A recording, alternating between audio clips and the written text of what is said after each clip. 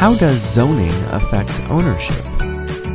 Zoning controls the use of land and of the buildings on the land.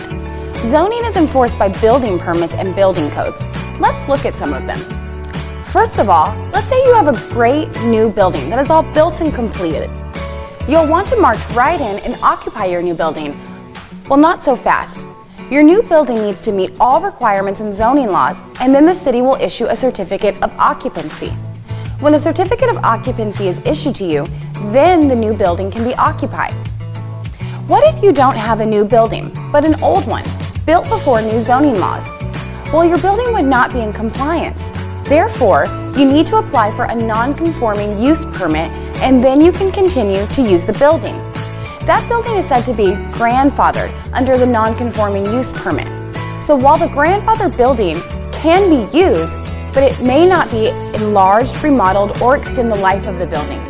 If you would like to do something with your property not allowed by the zoning law, you could request for a variance.